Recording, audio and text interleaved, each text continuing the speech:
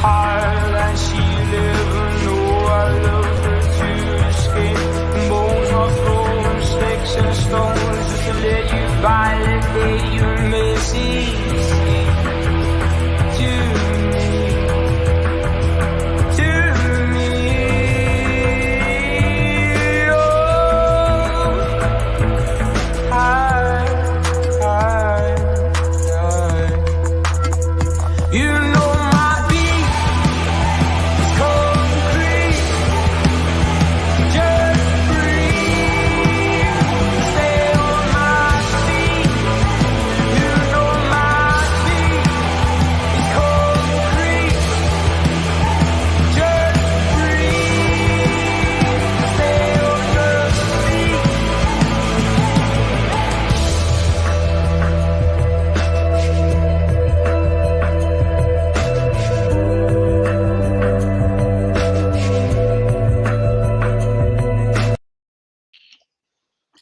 Good evening, everyone, and welcome back to Loaded HQ away days. And yeah, it's a little bit of an earlier away days this week because we are in for a jam-packed couple of weeks. We've got a couple of games that we need to catch up on, one of which is the big one this Thursday, but we'll soon get into that shortly. Chris, how you doing, my man? You're on time. I know. I mean, yeah, this is 2 times in a row now, Pete. I'm flying. Yeah. Quality. How's things, though? Yeah, good, mate. All good. Yeah, life hectic as always, but no, all good. And yeah, really looking forward to the match tomorrow. It'll be interesting to have Mike on because I'm interested to hear his perspective in terms of Southampton and how their season's gone. But yeah, big game tomorrow. But you know what the nice thing is, Pete? Like, I'm not feeling that pressure. Not feeling the pressure at all. You know, we go into the game tomorrow. Obviously, it'd be lovely to pick up some points, whether that's 1 or 3. But yeah, I feel like the pressure is elsewhere in the Premier League that way. Yeah, definitely. And you know, we've earned the right to, as a club now and as players, to not feel that pressure now going into the games like tomorrow because we've put the hard yards in, we've put the work in, we've got those fantastic results. Another one. Like we discussed as well on Saturday against Brighton, and we're in that position now where we not sit comfortably, but we don't need to be feeling under pressure that we have to win. It's a must-win game. We'd love to win it, of course, but it's not a must-win game. And look, we're unbeaten in 8, so you know, there's got to be a level of confidence in there. But I'm sure there'll be a level of confidence in there as well for the opposition, the home team, Southampton, who have had a fantastic season. But look, hey, don't take my word for it. Don't take Chris's word for it. This is why we love away days, because we get the opposition's view. And it's an absolute pleasure to welcome back MatchVlogs' own Mike. So welcome in, Mike. How you doing? How are you doing, guys? All very well. Thank you very much. Thanks for having me on the show. It's great to be back. Yeah, definitely. Pleasure to have you on. Thank you for coming back on. And yeah, as we talked about Mike yesterday, you were saying, you know, the conversation is going to be sort of very different this time round compared to, what was it, the second or third game of the season? I think it might have been the third game of the season. Yeah, that's right. Yeah. And we're in very different positions. First of all, from our perspective, we had Steve Bruce at the helm. We still have Mike Ashley as owner of the club. That's all changed now. You got a few quid now, haven't you? So I hear. I read it somewhere. I don't know. It's going around. I don't know what might have been on the back, like on the bottom of a paper somewhere. But look. From a perspective, I haven't asked this for fans for a while, but because we spoke so long ago, what is the reaction been sort of from a Southampton perspective, you know, with Newcastle sort of being taken over? We're normally, you know, we'll get into Southampton in a second, but we're normally 2 teams that are sort of in and around that relegation battle year in, year out. And, you know, although it's been a similar situation for us this season, it certainly hasn't been for you, but what's sort of been the feeling around Southampton when that takeover went through? I mean, I think, you know, there are many eyes on it. I mean, I remember this deal sort of being been talked about, about a year and a half ago, and then it sort of disappeared, and we felt terribly sorry for you, and then it's come back. But I think in regards to our position, it's one of those things where you're thinking, oh, it's one less team that's not going to be there in the bottom half of the table, just speaking realistically. But then, of course, you look at the other clubs who have aspirations for European football that we sort of do, but we sort of are being a bit more realistic about it. But then you look at the likes of the Aston Villas, the Evertons, perhaps not so much now, but those other clubs who are fighting for Europa League spots, and I think it makes more of an impact on the Spurs and the Arsenals and the Man Uniteds, who are sort of, let's be real about it. You guys are going to be spending very, very big, hopefully keeping within the realms of FIFA fair play. But another topic for another discussion. But of course we will. Of course. Indeed. But just do a big licensing deal and nefarious you'll soon make it disappear. But yeah, I think in terms of from a football fan perspective, I mean, I remember when Manchester City were taking over. I remember when Chelsea were taking over. I even remember when Blackburn Rovers were sort of kicking up the table and thinking like, where these guys come from? So it's always fun to watch, and I think it's always fascinating to watch. But I remember distinctly when Man City had the big money takeover, and everyone was kind of thinking, God, this has taken a while. Why haven't they won the league yet? And it takes time to build up to that. So, but we all remember watching Aguero get that winning goal and put an egg on the faces of the Man United fans who thought they had it. But so from a Southampton perspective, it's just going to make a very tough league even tougher. But simply having a big bag of cash ain't always the thing that makes it work. As we've seen in the news today with Everton, of course. So it's you can chuck a ton of money at it, but for me it's going to be how much you can spend on wages for the likes of these big players. So that's where it gets really interesting. So I'm happy for you. No, I appreciate. Horribly jealous, but a little bit happy for you. A little bit, but no, look, I completely appreciate that. And actually, you made a really good point because you talked about Everton and the fact that they've spent $500 million in the last 5 or 6 years and no better off, and actually a teacher on the edge of potentially getting relegated. And we actually discussed this on our show yesterday with the Chronicles, Andrew Musgrove. A fantastic show. Right at the end towards the middle end of the show, we discussed Everton and the fact that they're in a really, really difficult position at the moment. And funnily enough, from discussing Everton and about FIFA fair play and about them struggling, that article came out this morning about them potentially getting points deducted. So it's really, really interesting. They're in a difficult position. And you're right. You need the owners to do the right thing by the club and to build the club in the right way. You've seen Chelsea do it. You've seen Man City do it.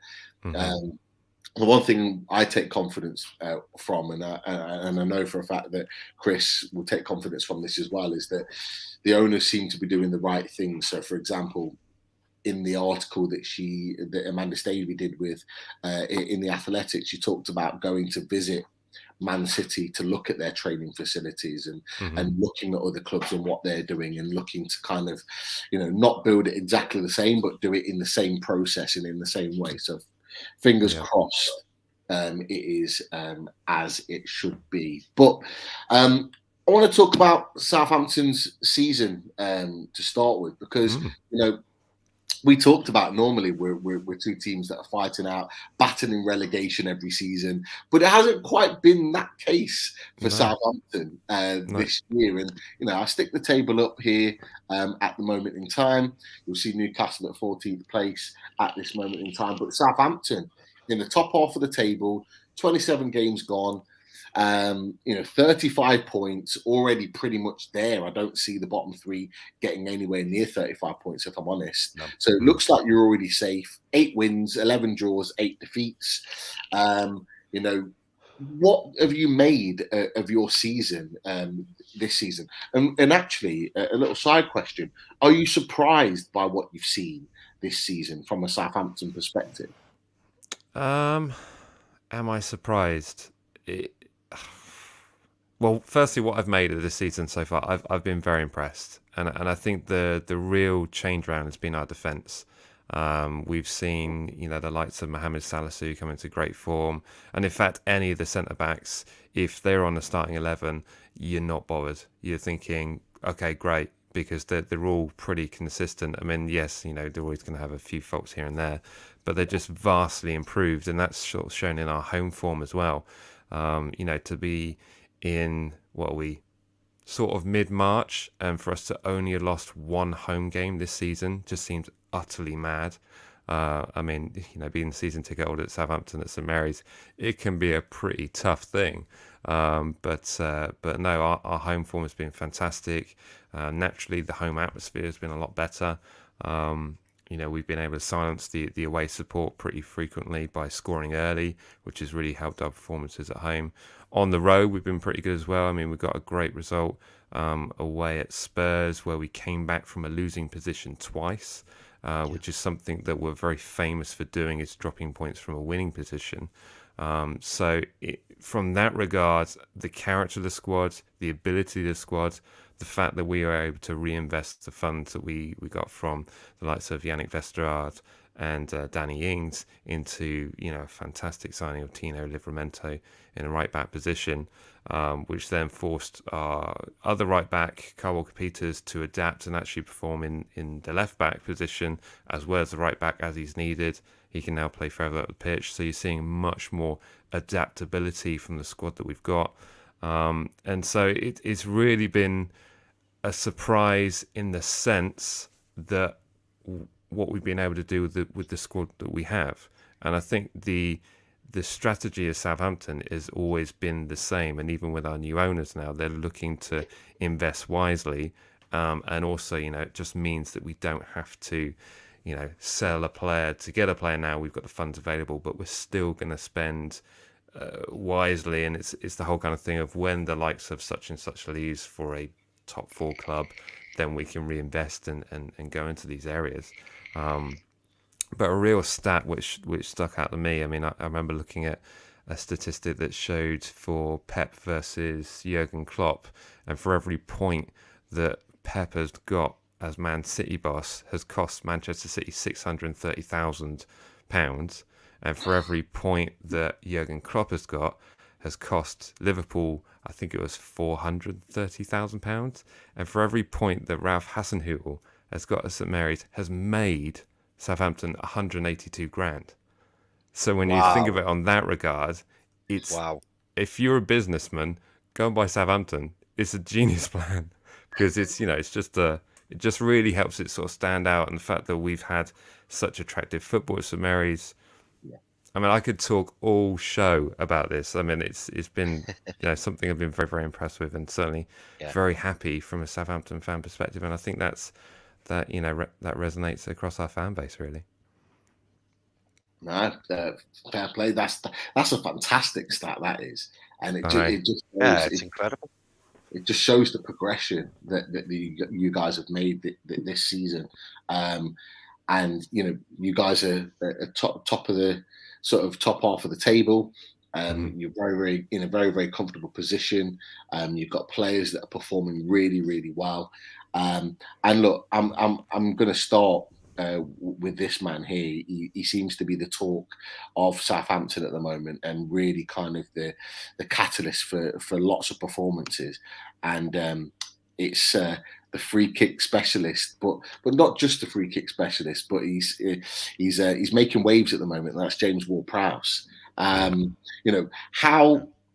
How has he changed the dynamics of Southampton as a football team? Because look, he's always been a good free kick taker, but he seems to, in this season, really have come into his own in terms of really sort of owning those set pieces, whether it's free kicks, corners, and sort of those direct free kicks from really dangerous areas. He seems to be really turning it on at the moment. And just a little stat here, if I have it,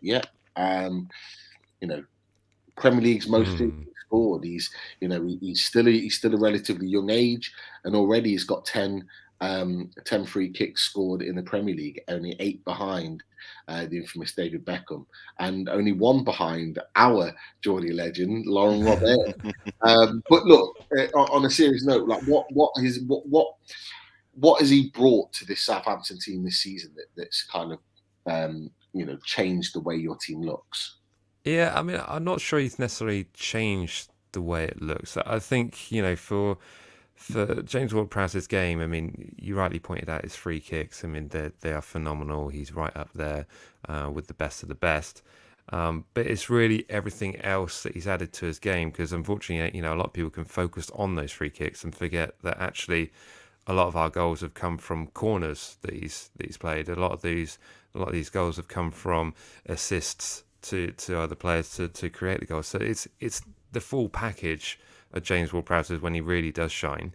He's also made a calamitous error. I mean, I'm not sure if you guys would have noted the draw that we had at home against Brighton, where effectively our goalkeeper was injured and asked James Ward-Prowse to run back to the goal line to protect the goal, even though the goalkeeper is a goalkeeper and that's his job, thus playing every single Brighton player on side, including a Neil Morpay who was hanging around. The ball loops over and they score in the 96th minute, and we only get a point from that game. So that was one bad mark on his performance this season that is still hurting, as you can tell. I've already brought up in this stream. But really, James Ward-Prowse's game, when he's the complete package, it's fantastic. And do I think that he's a natural leader as a captain? Honestly, no. I think he could still have a bigger voice in the team and sort of be a bit more commanding. But, when he's on his game, he's absolutely fantastic. And he's just another one of those players that can play anywhere on the pitch. I mean, he can play in the defensive midfield role. He can play right back, left back, and even more in an attacking area. And I kind of feel that when he's on the pitch, the team is sort of built around him, which naturally helps his positioning a little bit better as well. So yeah, I mean, he's great to have. He's now the highest earner at Southampton as well.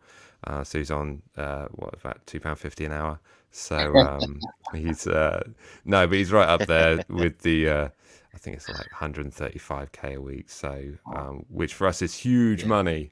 For you boys will be pocket change in a couple of weeks on it. So yeah, you say that, but actually, not even Kieran Trippier's on that much. He came. I think he's only just over 100 grand a week. So that is still big money for us. And I think Kieran Trippier is our highest paid player coming. Oh wow! We're still coming out of the Mike Ashley era. I don't think that will last forever, but Mike Ashley, I think. For long periods, John Joe Shelby was our highest earner on 80,000 a week. So our wage budget was relatively good. We were paying lower wages, but we were able to get more players on that wage to kind of build a little bit of a squad. But yeah, we haven't got one of those big money earners. But yeah, that is a very, very sizable wage. But he's someone you're going to want to keep hold of. And this was kind of where I was going to come to Chris, because we've talked before, Chris, haven't we, about players and in particular midfielders that we'd like to see at some point play. Brutal. Go on, DUS. I'm not saying he came into the discussion, Mike. He was part of the discussion. But Chris, like, what are your thoughts on James Ward-Prowse from an outsider as a Newcastle fan? Do you know what? I and this opinion might be completely wrong. And obviously, if I am wrong, do tell. But my only concern with James Ward-Prowse, certainly from a dead ball set piece situation, I think that you'd struggle to find better. I've seen some fantastic free kicks, and as you say, he takes the corners and he's really, he's really deadly from those set plays, if you like. But for me, with Ward-Prowse, I don't know what it is, and maybe it's because I've not seen enough of Southampton, but I often wonder whether he is just that, that really good utility player. Like he's an honest player. I always get the impression that you get a lot of effort out of him, and he puts 110% in. You never hear him in the news for bad reasons. So he's a good professional. But I always think with him, I don't see much else. Like, with some players, they stand out and it's, stuff they do off the ball, or, they seem like they have quite a lot to their game. And you could tell me I'm wrong, Mike, but I always think with James Ward-Prowse, and that I'm wondering whether that's why he's never linked with the top moves. I know Right. some people have linked him, with like some of the top 6, but it's never come to fruition. And I always think, what's he got to do to get that move, or what? Am I right in saying that, Mike? Or do you think, like, do you have worries that someone will come in for him in the summer? Or do you think that kind of Southampton's like his top ceiling? And obviously, I know Southampton can improve. You've got the new ownership and stuff like that. And I'm sure you've got ambitions to improve. Like, I'm a big fan of Hasenhüttl. But do you think, like, could you see him moving to, say, a top 4, top 6 club? Yeah, I think it's a great question, and it's a question that comes up every summer, every transfer window. There was talk of him perhaps going along with Danny off to Villa at the start of the season, but part of me thinks that was just down to the fact of just trying to get another 5-year deal and a wage increase in it, and I think it worked out pretty well for Ward-Prowse. This is the world of football. This is what they do. Do I think he's ever going to go to a top 4 club? I think there might be a chance in the sense that he would get overlooked for an England spot because he's playing in Southampton. It's painful to say that, but you just got to be realistic. When you've got the eyes of the footballing world, they tend to be sort of looking at certain clubs over others. James Ward-Prowse is at an age now, is he 28 years old or something like that? So he's kind of in the realms of he's got one more big deal, maybe. And maybe the one that he signed in the summer is it. I mean, it's a 5-year deal. It's there in place to protect the club so that someone does come in. They've got to slap a big wad of cash on the table to get him out the door. So it's mainly down to protection on that regard. Do I think it would be a good move for him to go somewhere for his progression? James Ward-Prowse has always been at Southampton right up through the academy, so he's kind of a Southampton legend. So if he was to go, and I don't think anyone would begrudge him if he went for big money to somewhere with a serious marquee. But I'm just thinking in regards of, would it make sense? Would it make sense in terms of the longevity of his career after football as a pundit somewhere, as a something like that? Because if he stayed with one club, then he's got a good story behind it as well. With the likes of Danny Ings, when he moved on, he said, everyone said, oh, he could have been a Southampton legend, and really, he came to our club at a later stage. We gave him a chance to get his footballing game going again. But I don't think he would have ever been a Southampton legend, as opposed to, is James Ward-Prowse the Matt Letizia, where one club all your life kind of thing, which is a kind of unusual thing to have in the world of football today. But would it make sense? But I would fear that if he went to a City or a United, he would just get lost especially the United. It would be a mismanagement situation. Would he go to you guys, to create a super team? I think there's other players out there that would probably make a bit more sense. Yeah. So I agree. Go look over there. No, do you know what? You're absolutely right. It's no disrespect to James Ward-Prowse, and I'm not saying that, like, if we signed him, I'd be like, oh, but James Ward-Prowse, why have we signed him? It's not the case of that. I think it's just, I always feel that, like, he maybe, the big move should have happened before now, and the fact that it hasn't, and as you say, 28 years of age, if it hasn't happened now, is it going to come? I mean, he'd have to uproot some pretty big trees, I think, in my opinion, in order to get that big move, if it has not happened already, because I think clubs will be looking potentially at younger players.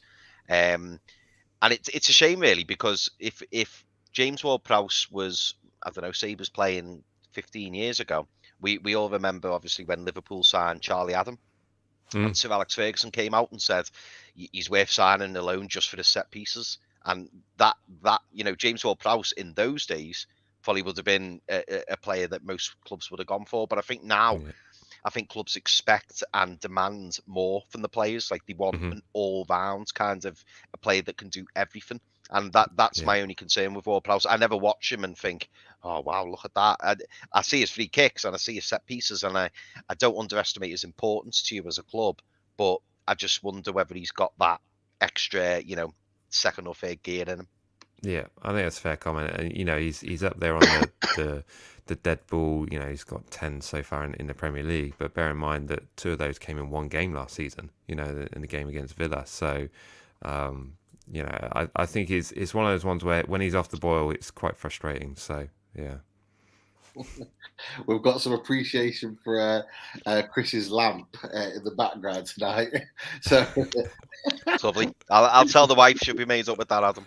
Yeah, Chris's lamp and my plant. So yeah, spot on, guys. But look, you guys have just touched on it a little bit there, and a few people have talked about it in the chat.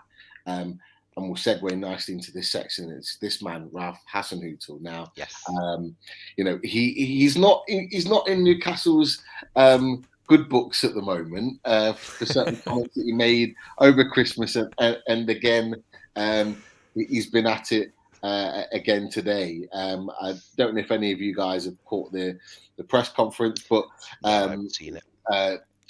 When he was asked about the game, one of the things that he said in his response was, it's strange now to concentrate on a game that you should have played 2 months ago against a completely different team. So yeah, that was an interesting response from Ralph Hasenhüttl. But I mean, look, Mike, do you share his kind of his point? And he's emphasised that point quite a lot recently, that, you know, he felt the game should have been played over Christmas when we were sort of had a load of players out with COVID. We had a number of injuries. We had, I think we had about 10 players fit at that particular time. Do you think he's justified in saying that, or do you think he's just frustrated because he saw an opportunity to get a win over Newcastle in our sort of worst moment and wasn't then able to, because he knew that January we would strengthen the team? What are your thoughts? So I think I'm glad you've asked me this question, because I think it's helpful to understand the backstory behind, you know, perhaps where those comments came from. You know, it's no secret that Southampton have lost heavily, very famously, on 2 occasions under Ralph Hasenhüttl's rule. One of which was away at Manchester United, which happened just over a year ago. Yeah. And had the rules for COVID, you know, COVID sickness, injuries been in effect at that stage, we would have easily called off the United game. We had 9 first-team players fit, and I think 3 of those were goalkeepers. So we were in a situation where we were playing reserves of reserves, and even sort of players that we'd never even heard before were on the pitch. So Wow. It was really out of why is it fair that another club can call off a game, and I think really sort of caught up in the momentum of the fact that we're on good form at the moment, we're ready for this. Why do we have to reschedule a game and then put our fixture to be congested for no fault of our own? And also for the restrictions that Ralph Hasenhüttl put on the squad and himself over the Christmas period, in the run up to the season as well. You know, he didn't visit his family at all. He didn't go home. He put on restrictions for the players. They were getting changed in their cars. So in his mind, he's thinking, we're going to all this effort. And, you know, I'm not going to speak of any Newcastle players because I wasn't aware of it, but I know there were other players in the Premier League who were going to the darts and, you know, having a good time mixing around with people. So I think there was a lot of frustration on that. Do I agree with the comments that he made? In a way, yes, but it's more out of the frustration of it. I think that, you know, if it's one rule for one, then it should be for, you know, it should be the same rule for everyone. And where was this rule back when we were getting utterly spanked by Man United at Old Trafford? So, but in regards to the suggestion that any new players that were signed in the transfer window then wouldn't be eligible to play in the replay fixture, I couldn't see that working in mainly because of, you know, thinking from our situation. If we sell a player, then we would have bought a player. Well, if we bought a player, we probably would have sold a player to make space for that player, and therefore, you know, do you then get that player back from the club that you sold it to because you had them during the previous round? You know, so it would have been a bit too messy to do that. But I can understand the frustration and I can see the point, but it was always going to be tricky to try and make it work. But there was plenty of backlash from Newcastle United fans on our channels because of it. So I'm just looking at these comments here. Is there anything nasty in there? No, I think we're good. No, I think everyone's look. I think everyone understands that obviously people have different sort of opinions and points of view, and actually, I hadn't known about your situation around sort of the Man U game and players getting changed in their cars and various situations. Like it does add sort of a little bit of understanding why then certain managers can be frustrated. I mean, I think a few of the media outlets kind of touched on to the fact that they thought, and they added David Moyes to this, because at the time David Moyes came out in support of Hasenhüttl and said he agrees that it should be the case that the new signing shouldn't play. And a lot of the media seem to think that actually the reason why they were so adamant on that is because they knew that Newcastle were going to strengthen heavily in January transfer window, whereas West Ham and Southampton maybe didn't have the finances to do so, and it was maybe part of their frustration that would be the case. But clearly there is, in addition to that, and you've kind of enlightened us actually quite a bit to your situation, and that is understandable. It's understandable, the frustration that comes along with that's for sure. But look, staying with Hasenhüttl from that point of view, there was a question, and I think I marked it in the chat, and it's from Adam, and he said, "Sorry, Pete, I've just clicked that. I didn't mean to. Sorry." No, don't worry. He's put, is Mike worried about Hasenhüttl being picked up by a big club? And I think it's an interesting point, because I think I read, it was either today or yesterday, that Hasenhüttl's been thrown into the pool of managers that Man United are potentially looking at for the summer. I mean, from your observations of him over the last few years since he's been manager of the club, do you think he's that type of player, manager, should I say, that could go to Man United and really sort of put up some trees there? I think you've got to look at the overall kind of situation of what he'd be walking into wherever he went. He's made it clear to the board that after 2024, when his contract ends, that he doesn't want to do any management in football anywhere. So he's now sort of put his mark in the ground. Whether or not that's something for him to get an extended deal or something like that, I don't know. I'm not so sure. But when you look at what managers actually earn, sort of around £6 million a year, doesn't matter where they are, they all seem to be on the same money. So why would he then go somewhere that would perhaps put a blemish on his legacy? And really, I see the Man United role as almost becoming, no disrespect, like a Newcastle United managerial role, a few seasons back, where literally you were just trying to get anyone and no one wanted it because they knew it was a poison chalice of what it was. Yeah. And I kind of see the United job being exactly that. Obviously Hasenhüttl worked with Ralf Rangnick with the Gegenpress, not the Gangman press, as we all heard on Match of the Day recently, the Gegenpress system, and he worked very, very well there. But during his time at RB Leipzig, I think there was a situation where Ralf wanted to extend his deal and basically went to Ralf Rangnick and basically said, this is what I want, and they weren't happy, and then they went their separate ways. So yes, they have worked together previously, but I just don't see the football attraction or the financial attraction for him to go to Man United. I don't think there's any other club that would really be looking for a manager like Ralf. So am I worried? I'm a Southampton fan. I'm always worried about people poaching our talent. So yes, but am I worried about Man United coming? I just don't see it. I really don't see it. We had BT Sports showing our match against Man United, and literally their opening segment was, last time we were here, they lost 9-0, and Man United should get Ralf Hasenhüttl. What do you think, Paul Scholes? And literally that was the opener for their show. So, everyone's going to be talking about it. It's natural. Everyone's on a list somewhere. And, it just seems a bit odd.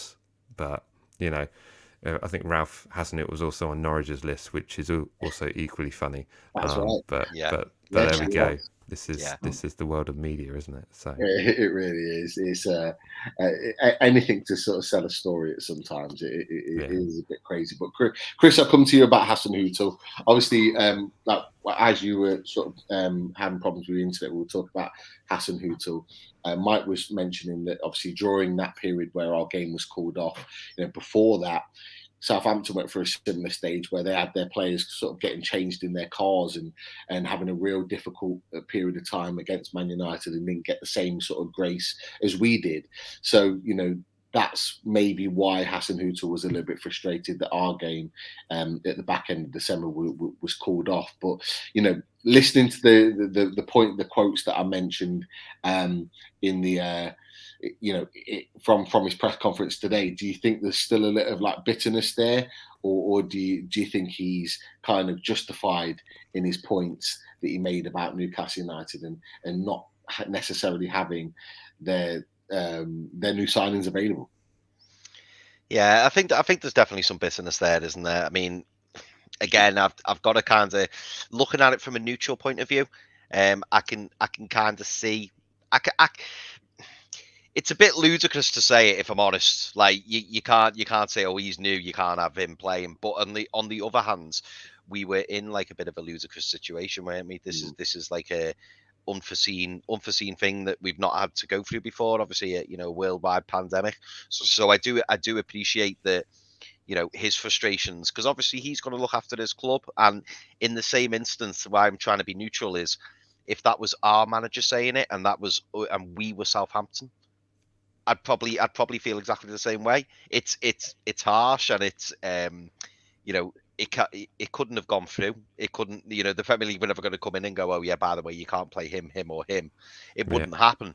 But I do kind of see where he's coming from if I'm looking at it from an unbiased situation. Never going to happen. Nothing you can do about it. But I think he's just venting his frustration. But what I find more interesting, Pete, and again, apologies for being off. As you say, my internet's been dodgy, but what I find more interesting is, and I'd love to hear Mike's opinion on this, are you slightly worried, Mike, that he's choosing to bring this up again? And do you think that in any way that could kind of, that could potentially be part of Eddie Howe's team talk, in that it's kind of G and us on, in terms of, because Eddie Howe be saying, you remember what he said it again yesterday, go out there and kind of ram it down his throat kind of thing, because I suppose because it is such a ludicrous statement, and not very popular with everybody, albeit, as I say, for me personally, I can see where he's coming from. Are you a little bit worried that he keeps banging that drum, knowing full well that it's not going to be heard, no one's going to do anything about it? I'm not necessarily worried about it, and I also think, from the press conference that I saw from the Southampton side of things, it was more a case of someone from the media asked that question, and I think it was almost one of those things where he sort of led him down a path of let's bring this up again and let's get this beef going. Yeah. So I don't think it's and you could even tell from Ralph's response, he was just a bit like, okay, I know what you're doing, move on. It's really, and I think even now, Ralph thinks it's a moot point. It's pointless going back to it. Yeah. So, and we've both got to focus on what we've got in here and now. And I think a lot of Southampton fans on Twitter, when that game was called off, and I know there were multiple other clubs calling games off. It wasn't just Newcastle United, and it was just really, a lot of them were saying, well, St. Maximin's not fit, so they don't want to play. Or they haven't got this player fit, they don't want to play. Or Callum Wilson's still out, or something like that. So, we're always kind of looking at it on that regard of sort of, of course you want to take an opportunity when you've got a lesser fit squad and you've just come off the win of a 4-1 win over Brentford at home. Absolutely, you want to take the win and, get going. So, So yeah, it's more a case of that. But I think now, Ralph kind of put it down as it's a moot point. Let's move on, and what will be will be. Nah, fair point. And just a really quick one, Chris, before we move on, Ralph Hasenhüttl's been linked with that pool of managers that potentially Man United are looking at. Do you think that would be a viable move for Ralph Hasenhüttl. Mike seems to think it might not be because, again, he made reference to it earlier on in the show as Man United being that sort of poison chalice that Newcastle was kind of labelled with for a number of years, and rightly so in most cases. Do you think he would be wise to make that move, or do you think that he should stay where he is? I had a feeling that's what you were talking about, because I caught the back end of what Mike was saying, and when I heard him say poison chalice, I couldn't agree more. Like that job for me, I wouldn't. Ralph Hasenhüttl's built up a fantastic reputation at Southampton, and he's doing a great job. And I think other clubs would be looking at him potentially in the summer, or whether it be in the future. But if I was him, Man United wouldn't be anywhere near my list personally. I mean, I know obviously they're a fantastic club, massive club, but yeah, it's not a good club to be at the moment. I think, and obviously we'll never know this, but I think a lot of top managers either have rejected the job or will reject the job going forward, because it just looks like the impossible job that you can't, not that you're never going to please the fans, but there's so many big personalities. There's so much work that needs to be done. And it's not just a case of, I'll come in and do what I want to do. I mean, you know what, mate? You could probably talk a good 2 or 3 hours about Man United, because there's that much stuff that needs, clearing up and sorting out. It's a huge job for someone. And for me, I think Ralph Hasenhüttl would be very naive if he was offered that job to accept it, because I think he's got a good thing going at Southampton. He's doing a really good job. And for me, if he wants to move to another club, I think it would probably be a club who would be seen as a step up, but not to the height of, say, Man United, because whoever takes that Man United job, when Man Nick goes, is going to have to hit the ground running immediately. And if they don't, then, I mean, just look at David Moyes, for example. I think he was really, really fortunate, that he was offered that West Ham job, because had he not have been, he could have easily ended up as, one of those managers who no one will touch. Oh, look what he did at Man United. Yeah, so I think he was lucky. And I think the other big point is the fact that when you've got a manager like Ralph Hasenhüttl, if you don't get with the system that Ralph does, you're on the bench and you're not playing. And the thing is, you can do that with a Charlie Austin. You can't do that with a Cristiano Ronaldo or a Jadon Sancho or a Donny van der Beek or whoever. You just can't do that. So for someone like Ralph to go in at United, it just wouldn't make sense, because he just benched a lot of them. You go, do you know what? I'll have the reserves. I'll just work with those guys, because they actually want to improve and improve their game and play the system that I want. Because you're either with it or you're not. And like I said, you can do that with a Charlie Austin. You can't do that with CR7. No way. Yeah, exactly. And what manager? You're going to need 2 or 3 years to really stamp your authority, really sort the squad out. And what manager is going to be given 2 or 3 years at Man United to turn the boat, turn the ship round, if you like? Yeah. It's just not going to happen. Yeah, you're absolutely right. And look, this is a great discussion, and we could continue discussing it all day. I mean, like, just Shane's put on Man U not a step up anymore. It's more like a sidestep. You just put on a second ago, Chris, Jordy Team for life. Ralph will be wasted at Man United. Liverpool in a few years could be a really good move. And there was also Ian at the top. Further up, if I can get that on. Yeah, Ian McKenna. My take is Man United have struggled since Fergie left. It's a big gap to fill, and they're expecting a manager to come in and instantly replicate it. It took Ferguson years and years and years. He's absolutely right. Yeah, nearly got relegated as well, Ferguson, didn't he?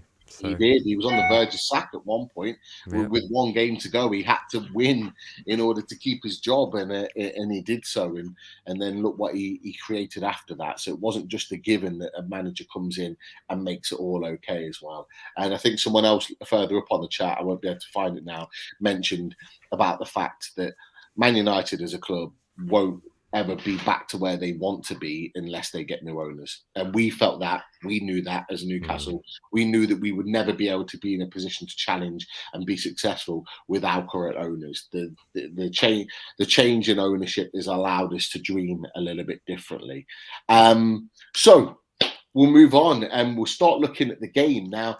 Just before we go into the lineups, because I've got a fantastic lineup. Predicted lineup from Mike, and also got a fantastic one from Chris from a Newcastle perspective. I hate to say it, but you got a little bit of good news from your press conference today, didn't you, Mike? And that you've got one of your real sort of important players back, Maybe. and that always happens to Newcastle. It always happens.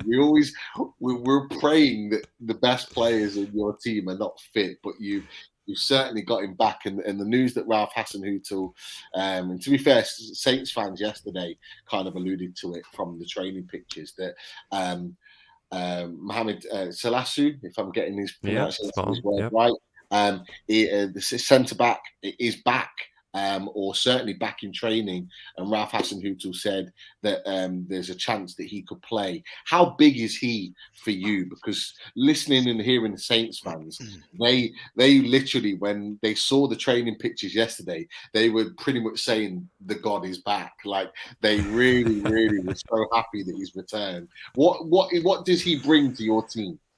He's quality. I mean, when he first came to the club, he was kind of injured for a long spell, so we didn't actually see him play until like 6-7 months into the season. But in terms of his stature, his footballing ability, his pace, he's got everything you would want in a centre back, and he's a very physical player as well.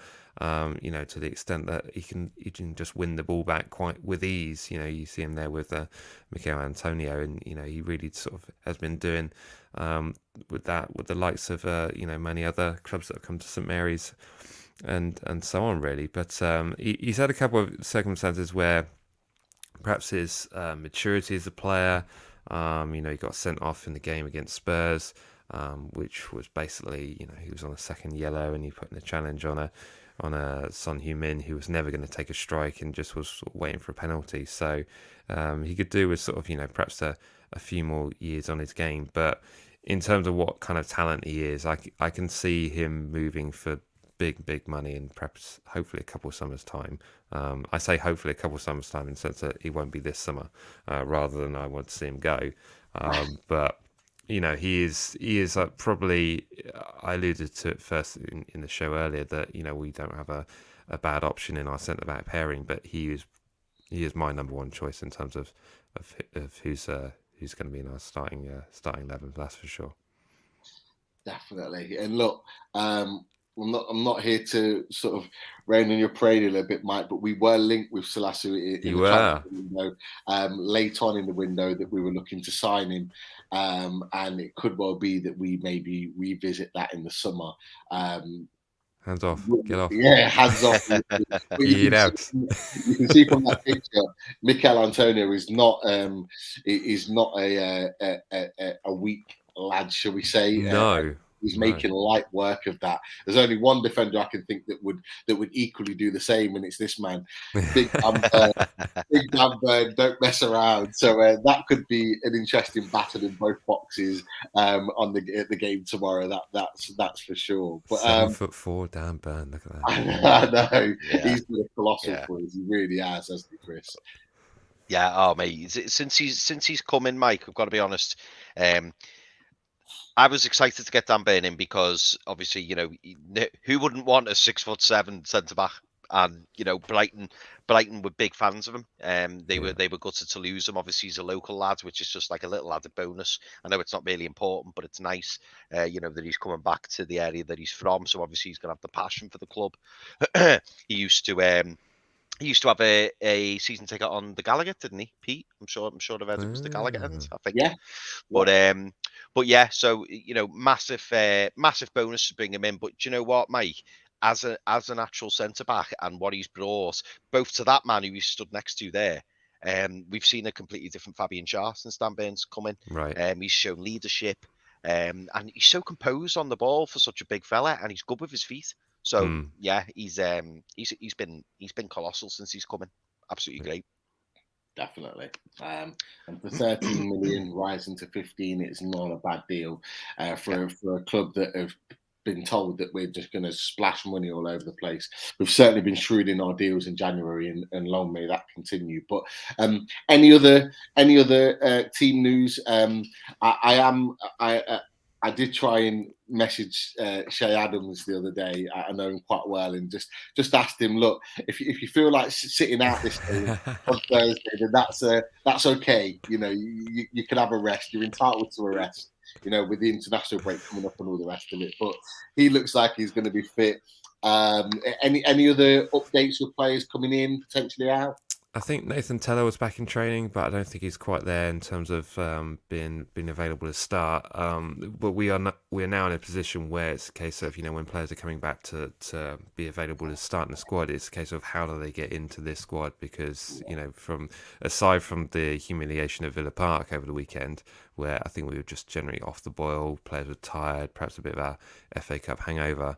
You know, that squad have just been phenomenal in terms of how they're playing together. So I think you know, a few mistakes were made. We weren't quite ready for the physicality that Villa brought. I think Newcastle will bring a very similar game, so Rouse going to be aware of that, and I think it's really going to be down to you know, the referee, which I believe is Kevin Friend. I hope so. He's one of my friends. He lives down the road from me. Oh, really? Oh, okay. Oh, yeah. Knocked on his door. So there we go, referee friends. So, there we go. And, but it's just a case of where he draws a line in the sand as to say, right, that's a booking, or, you know, you can get away with that, you know, in terms of we see how the game's going to go.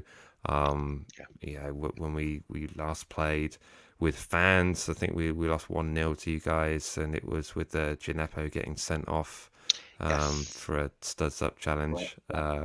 Which, looking back on it now, probably was a red, but I didn't think so at the time.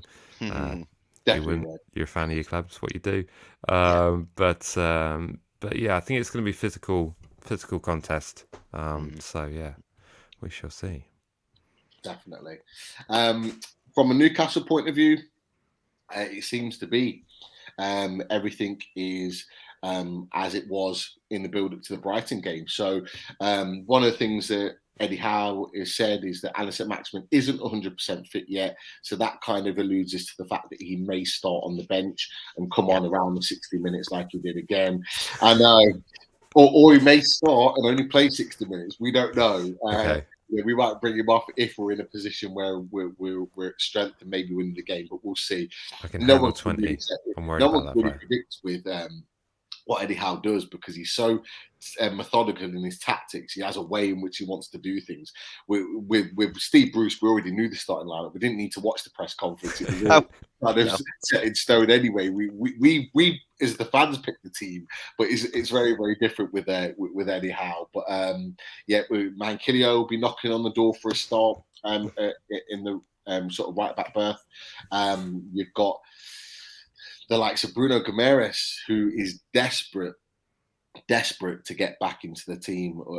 You know, he's had a little taste of a few minutes here and there. He wants to start. There's been question marks about over the next week or so. We play yourself, Chelsea on Sunday, Everton next Thursday, that there'll be a chance that he starts. The question mark is when he will start the game. I think it'll either be, you know, if he doesn't start tomorrow, he will start against Chelsea, or the other way round, in my opinion. Are you of the same mindset, Chris? Yeah, I'd heard anyway before the show. I haven't seen the full press conference, but I'd heard before the show, Pete, that you say, you know, he's come out and said that St. Maximin isn't fully fit. So for me, I'd be very surprised if he starts tomorrow, which my lineup will show. But yeah, I'd be very surprised if he starts tomorrow. But no doubt, you know, whenever you see his name on the you know, in the lineup, and as I'm sure Mike will agree, it's exciting. Maybe not so for Mike. Maybe Mike would prefer not to see him in the lineup. But it's terrifying. Yeah. It's not exciting. Yeah. But no, I don't think St. Maximin starts tomorrow, and I don't think Bruno starts tomorrow either. Okay. Just my gut feeling. Interesting. We'll go straight to it, actually. Let's look at the lineup. So we asked Mike to give his predicted lineup for tomorrow, and this is what you've gone with, Mike. So talk us through your lineup formations, what you think may be the style and the way of playing for Southampton. Yeah, sure. I mean, what you're seeing here, I mean, I'm not really sort of laid out particularly well there, but it's effectively going to be a 4-2-2-2. Fraser Forster has been great in goal. Effectively, Alex McCarthy is injured, but I think a lot of Saints fans would tend to prefer to see Fraser Forster in goal anyway. I'm really hoping Salasu is going to be fully fit, ready to start with a partnership. I've guessed it's going to be Bednarek. Lianco's out injured, but the other possible candidate could be Jack Stevens. Sino Livramento in that right back position. Obviously, we picked him up from Chelsea at the beginning of the season. It's been one of our best players with ease, really. And then in the left back position, I can see that either being Kyle Walker-Peters or Peru. I've picked Peru because he's more of a physical player. And in terms of the goals that he scored last week was pretty phenomenal, really. So perhaps his confidence is up, but you could see Kyle Walker-Peters equally so in that position. In the middle of the park, it's always tends to pick itself, with it being Romeo and Ward-Prowse. Ward-Prowse we all know about. Romeo's game is far improved what he used to be. Effectively one of those players that just used to kick everyone on the pitch and pick up a yellow card and never ever get sent off. He's become more of a holding midfielder, but able to pick out a forward ball, and which creates some very, very attractive football for us. The partnership on the wings with Elyounoussi and Stuart Armstrong, they can both switch from either side, so you could see one on the right, one on the left, and equally so mixing around. But effectively what you're looking at there is perhaps 4 strikers in the way that they play. So you've kind of got a very attacking front display there, with Shea Adams and Armando Broja up front. Shea's been a great addition to play alongside Broja because he's not quite as selfish as Broja. Broja tends to sort of take his opportunities and gets the goals accordingly. That's not to say that Shea Adams can't score a great goal, but it just means that if you've got one of your strikers that's more selfish than the other, it tends to work in favour, so that someone's going to take a shot, they're going to take a chance, and Broja's done some fantastic goals in recent games that have come from very, very little. So he's like our new Danny Ings, shall I say? But he's not our player. He's on loan. We're hoping to pick him up, hopefully for a permanent in the summer, but we shall see. Price dependent. But in terms of his footballing ability, very young. He suits the Southampton mould. He's going to be. I mean, you can clip this up right now. He's the next Haaland. He's phenomenal. Watching him play, he's just such a talent, and he's physical as well, very tall, and just in terms of his presence on the pitch, we haven't had someone like that up front since Graziano Pella. So he's really one of those standout strikers that I'm hoping he's going to be with us for at least one more season. That'd be nice to see. Do you know what, Mike? I've been dying to talk about this player. Pete knows I like Broja. When I forget when it was. It must have been a few months ago, but I remember watching him in a game. I forget which game it was. Can't think who the game was against. I don't even think he won, but he stood out. He stood out unbelievably, and I was thinking, bloody hell, who's this lad? And then over the coming weeks, watching Match of the Day or highlights or whatever, I'd watch a bit and I'd just stare at him and watch him. And like, his movement's good. He's big. He's strong. He puts himself about. And as you say, which some people would say is a negative, but I think it is actually a positive. The fact that he's selfish and that all he wants to do is score goals. And I tell you what, mate, if you sign him in the summer, I think it'd be a great signing. But I hate to warn you, he was somebody who I was bigging up in January, saying, "Oh, we should put a little cheeky bid in for Broja," because I agree with you. He looks like he's going to be a top player, definitely. And, Chris, there were links as well. There were links in January. Yeah. We weren't the only club. There was a number of clubs, including Southampton, trying to make it permanent as well. Yeah. So I think he's going to be well sought after. And look, it's fantastic praise that you're, Mike, that you're referring to him alongside the likes of Erling Haaland, and that just testament to him, and that just shows what his ability is like. So, hopefully Big Dan Burn and Fabian Shaw are able to keep him quiet on Thursday evening, because he is one hell of a handful, that's for sure. But we'll sidestep now onto the Newcastle lineups. And Chris, you structured this team together. So look, you've not gone for any changes. You've gone for the same team, and you sort of alluded to it a few minutes ago that's how you thought it would be. What do you think Eddie Howe's thought process will be in keeping it potentially the same lineup? Yeah, do you know what, Pete? I was giggling to myself there because I can see you looking at it and thinking, yeah, you've not changed anything. Do you know what? I genuinely, I would keep the same 11. I don't think you see, the problem that Eddie Howe's got, Pete, and I do have sympathy with him, and I do worry a little bit for Bruno. I'm not going to lie. I do worry for Bruno, because my worry is if you go 8 games unbeaten and then you bring Bruno in and Bruno isn't an outstanding performer on the day, there will be people saying, why did you change the team? Why did you change the team?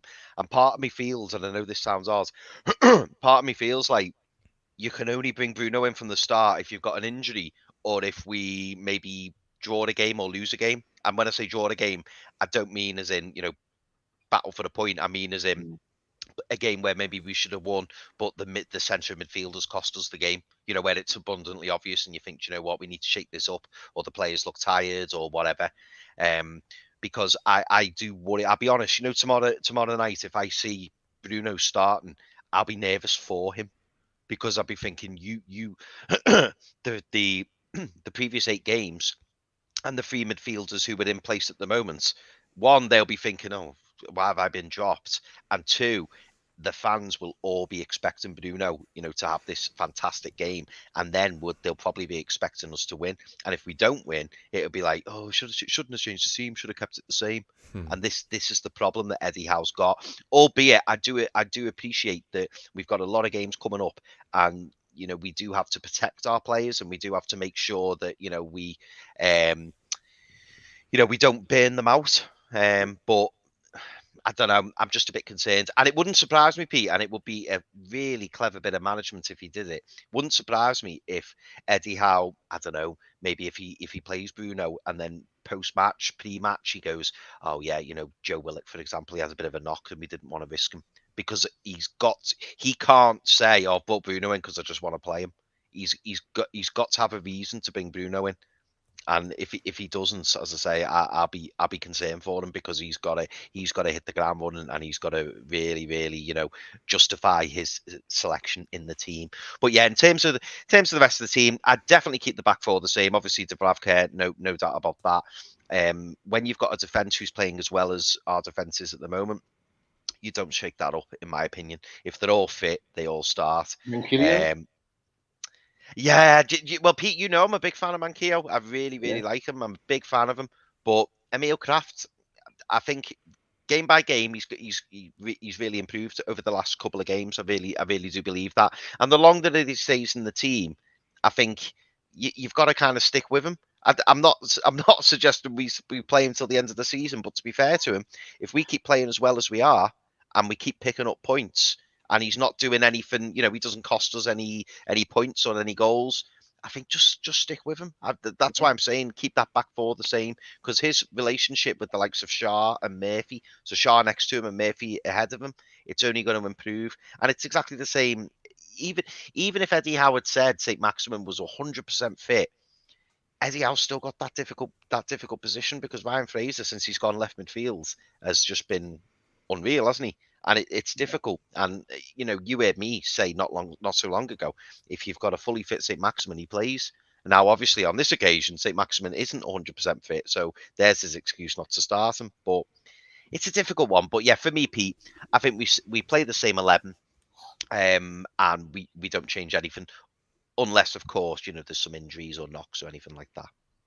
Yeah, I think that's a fair point. And Eddie Howe wants to kind of build that mentality of, if you're getting results for this team, you keep your place, and it is going to be like that. And I do think that when Bruno gets his start, he'll stay in the team, because I think he'll be chomping at the bit to ensure that he stays in that team. That's for sure. But look, we can't argue it. We've gone 8 on the bounce without defeat with this type of lineup, bar 1 or 2 odd changes.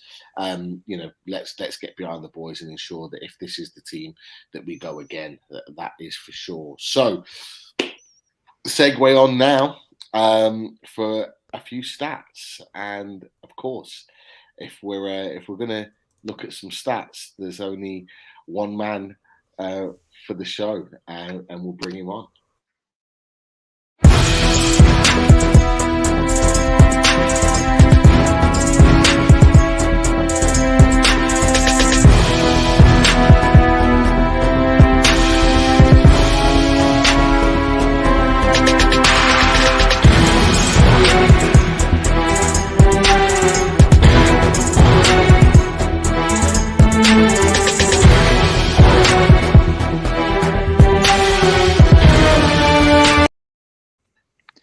Evening, lads. Evening, Mike. I hope you're all well. Very well, thanks. I like magic Key appears. How you doing, Key? You okay? Yeah, really good. Thank you. Good stuff. Thanks for joining us as always. And look, we've had a number of fixtures over the years with Southampton, so I imagine there's some good stats in here. Whether they're any good for Newcastle, particularly at St Mary's, is another thing. But tell us what we're in for potentially tomorrow. Well, Newcastle's all-time record in this fixture, it's fairly even, it has to be said. Played 103, they've won 41, drawn 24, and they've lost 38. So slight advantage to Newcastle, ever so slight advantage. Newcastle have had a really good recent record against Southampton in the Premier League. They've played 10 times, they've won 5, they've drawn 3, and they've lost 2. Now, those figures as well included a rare double for Newcastle in the 2019-20 season, where Newcastle last won at St Mary's 1-0 with an ASM winner, the last game before the pandemic. And what a way to go. Exactly with fans as well. It could have been more on that day. It could have been more on that day as well, because I believe Richie missed a penalty on that day as well. It did, yeah. But that was only their second win in 12 games at St Mary's since St Mary's took over from the Dell in the league. They also won, I think, 2-1 with in one of Graham Souness's first games in charge in 2004, and there was that really good classic FA Cup game where Kieran Dyer scored twice in the 3-0 win as well.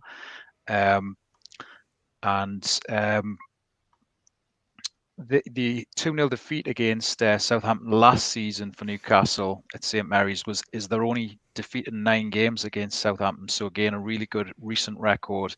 But Southampton have really good home form this season at St Mary's. 5 wins and 5 draws. They always have a good, strong record at St Mary's, I feel. Their only defeat came against Wolves 1-0 in September. And they've got the best undefeated streak at home since 2004-05. But here's a stat. Southampton have conceded 205 Premier League goals since Ralph Hasenhüttl took over. Now, I think we remember a couple of 9-0 defeats there against Leicester. And I believe Man United last year as well in amongst that. And that is more than any other team since that time, since December 2018. Newcastle, their undefeated streak of 8 games, 5 wins and 3 draws is the longest undefeated streak since 2011. But they've yet to beat a team in the top half of the table in the Premier League. Eddie Howe, his managerial record against Southampton, a bit mixed, it has to be said. 14 games, he's managed 2 wins, 5 draws and 7 defeats, so that's less than a point a game average. But Ralph Hasenhüttl, he's only beaten Newcastle once in 6 games with 4 defeats and 1 draw, so that's again he's got less of a point average against Newcastle as well. Chris Wood, desperate for a goal for Chris Wood. He's now gone 7 games without a goal for Newcastle. 1 goal in 12 against Southampton, his record. 9 of those games taking place in the Premier League. We've all got our fingers crossed that Chris Wood's going to get off the mark. And Southampton, they're top goal scorers. And Mike and Chris got me really worried there, and you, Peter, there just before in the build-up there. Armando Broja, 9 goals in 28 games. And he's been in hot form recently. Shea Adams as well, 8 goals in 23. And Ward-Prowse, he always seems to grab a goal against Newcastle. He's got 7 goals this season as well. Shea doesn't listen to me. I tell him to not stop scoring. Every time he plays this, I tell him to stop scoring. He always seems to find the back of the net or set someone up that does. But look, Keith, fantastic stats there, as always. It's going to be an interesting game. It could go either way.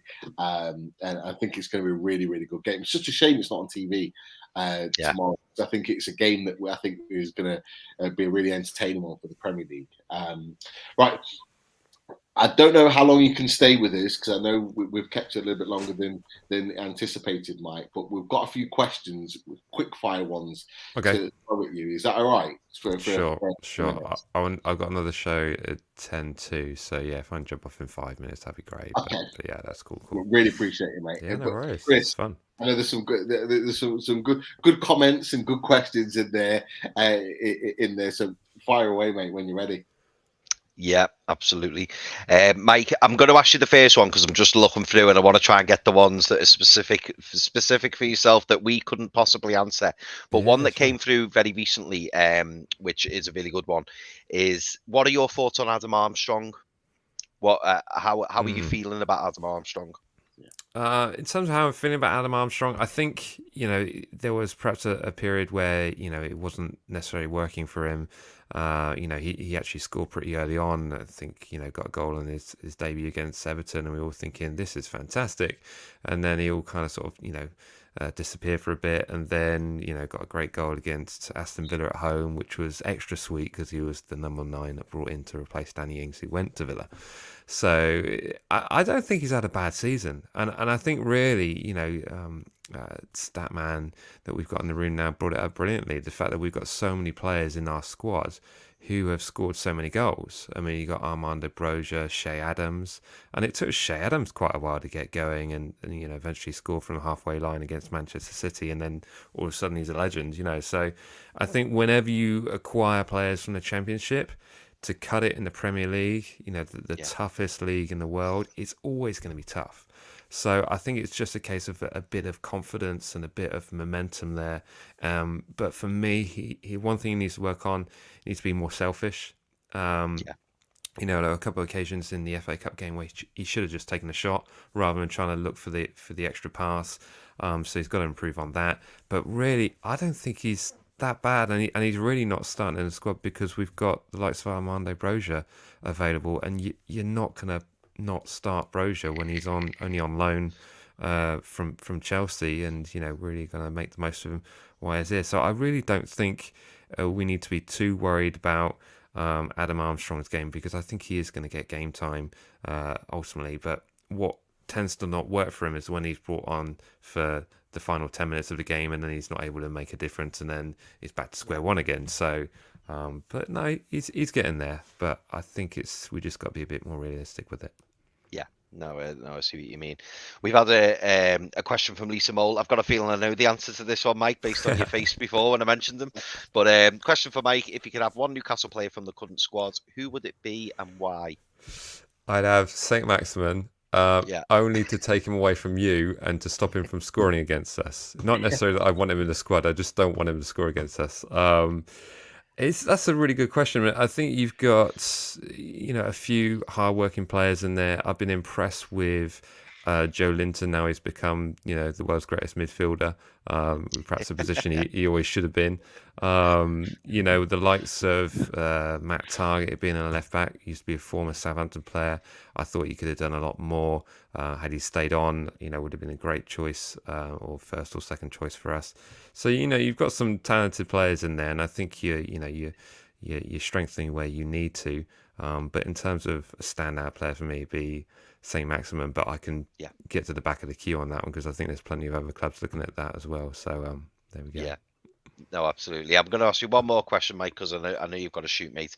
And it comes from Adam McCarthy, and it kind of leads into nicely what we were talking about before. Obviously, we've spoke a lot about Ralph Hasenhüttl this evening, but what's Mike's view on the job that Eddie Howe's done? And did he think, like me, after Watford, we were down? Yeah, I think Eddie's done a decent job. And I think, a lot of people were saying, well, spent all that money in January, you got the players you need to, it was always going to work out. But that's not that easy. Whenever you're acquiring new talented players to the squad, you've got to make them work within the squad. I mean, you talked about earlier about your new signing, Bruno, trying to make him work in a system where you've gone so many games unbeaten. But, looking at your guys' recent form, it's phenomenal.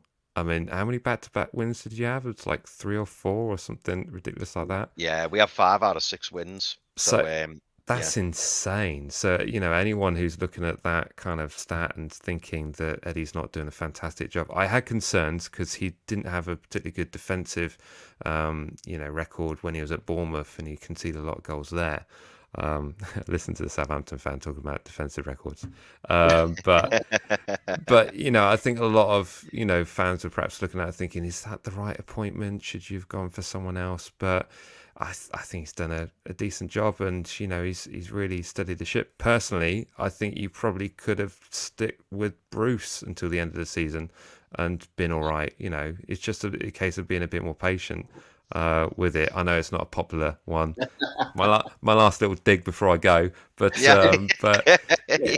I in terms of doing the right thing for what's right for the club, it was more a case of, well, who else is going to come in and steady the ship and get stability and play defensive football where actually his stats weren't that different from Benitez's stats when he was around. So, but back to Eddie Howe, I think it was an interesting appointment, and he's done a decent job, and he's done a better job than I thought he was going to do. So, yeah, congrats to that. And the one thing I'm going to leave you with, which the chat are saying at the moment, Mike, it's not a question, but Dunhill says, Mike looks like a cross between Dan Burn and Chris Wood. I'll take that. 2 fine athletes. With big no noses. nonsense either. Yeah.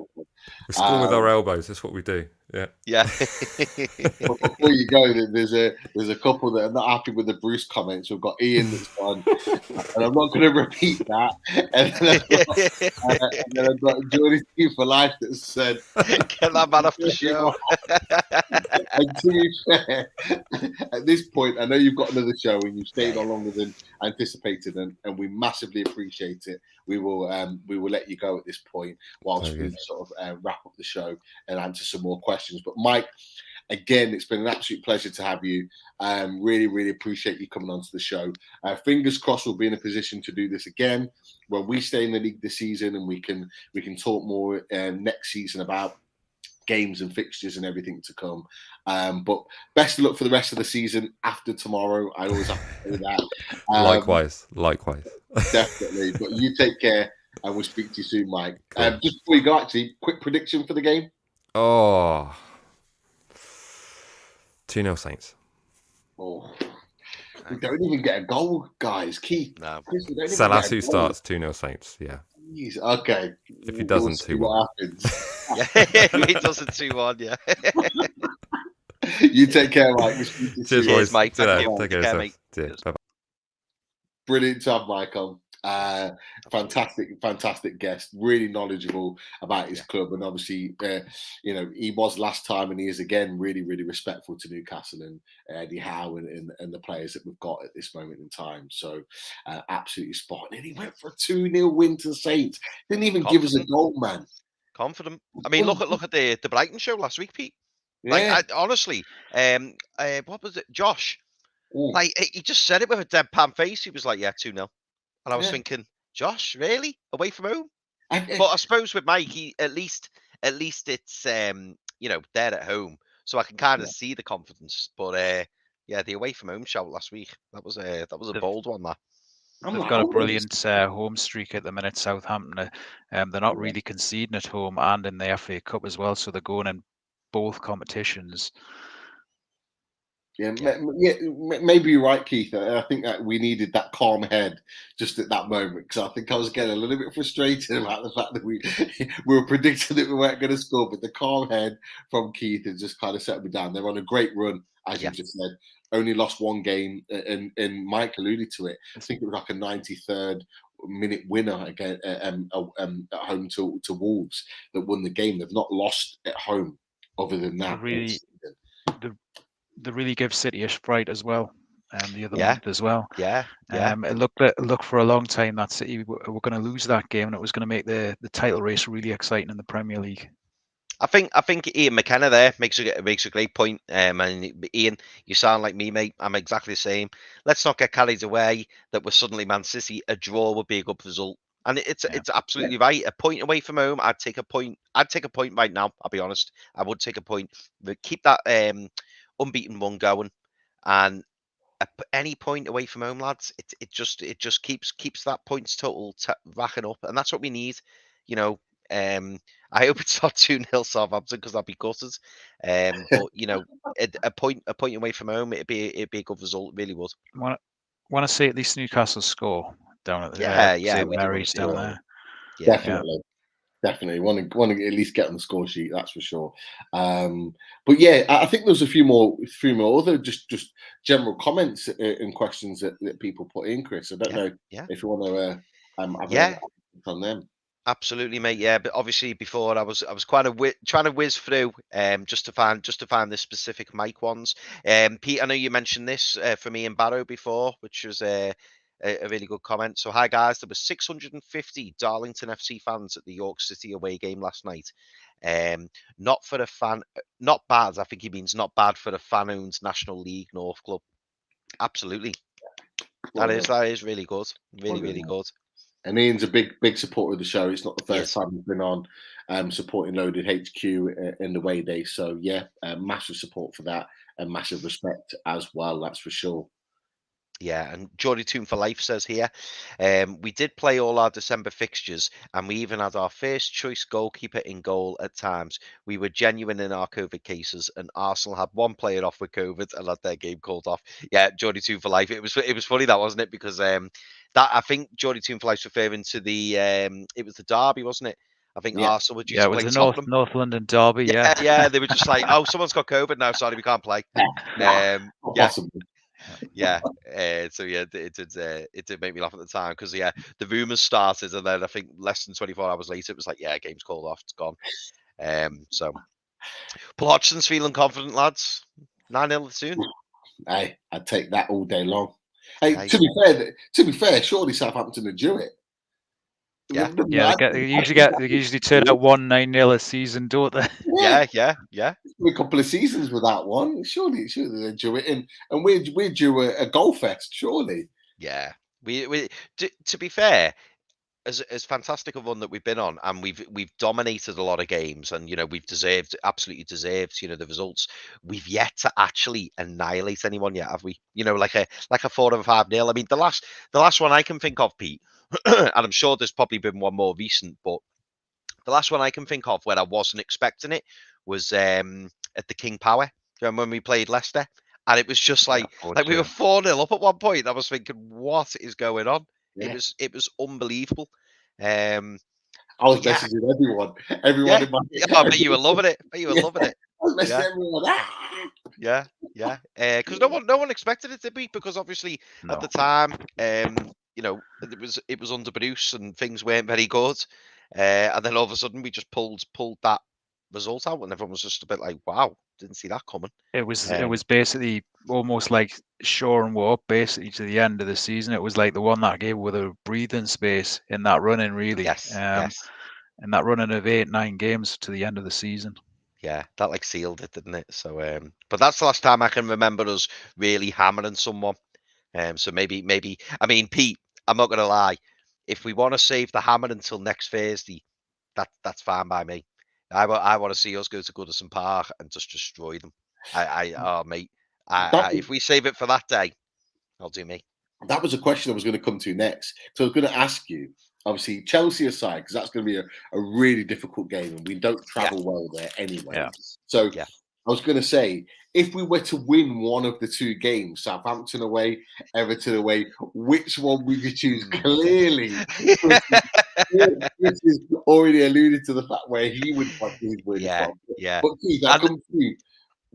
Sorry, go on, Chris. No, I was going to say, not from I suppose from a selfish point of view, obviously being from Liverpool, noting the fact that I'll be in the away end at the time, I suppose that makes the decision even easier. But also, as we spoke about on the Vance show on NUFC Matters, Pete, you know, Everton are in a bit of a tricky place at the moment, and obviously, you know, for us to go to Goodison Park and turn them over, not only will that win, it makes the finishing line even closer, doesn't it, to us staying up, but it also just puts them further and further down.